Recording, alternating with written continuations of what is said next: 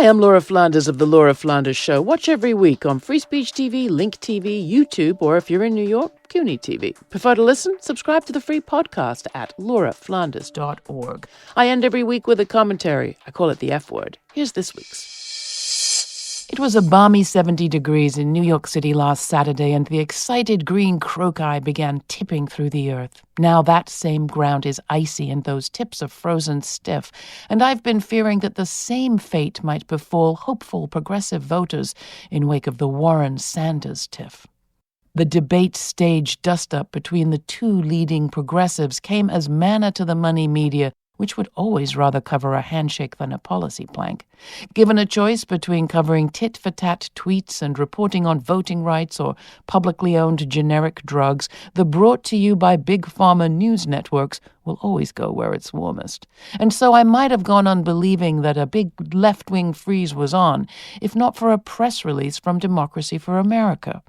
18 days before the Iowa caucuses, they released a unity pledge signed by 18 left-of-center organizations agreeing to stick together to defeat the corporate Democrats.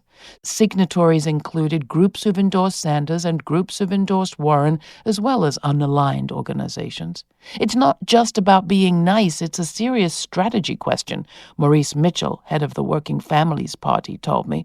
Together, progressives could beat any one of the centrists, but if the base of one turns against the other, he said, we're lost. A nationally negotiated sign-on is nice, but it has a crocus's chance in ice if it's not reflected in organizing.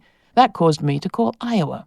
The actual Iowans I spoke to hadn't heard about the pledge, but neither were they too involved in tweeting. Door-knocking resets your brain, said Taylor Blair, former president of the Iowa State Student Union.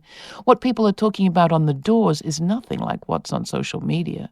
Bernie backer Susie Petra belongs to a chapter of Our Revolution that includes both Warren and Sanders supporters, and some of them are co-writing a letter to the Ames Journal making the point that it's the policies they're voting for, not the person. It's our election, Petra told me. It needs to keep focused on us. For all of its flaws, Iowa may actually be a good place to test the unity idea. Iowa's caucus system forces voters to hash things out neighbor to neighbor, face to face. The grassroots groups involved in the pledge are asking progressives not to leave February 3rd without casting their final vote for either Warren or Sanders, even if their favorite candidate fails to meet the viability threshold of 15%. The second round of caucusing will be something to watch.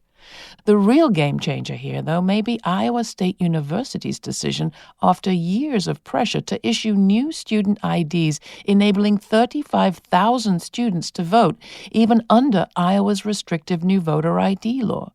That's a progressive victory. And in a different media universe, that would be a story even juicier than a handshake. If you've yet to subscribe to our podcast, where you get all sorts of free extras, do it through your favorite podcast app. And if that app is Apple Podcasts, please take a moment to write a review. It helps us spread the word. Thanks.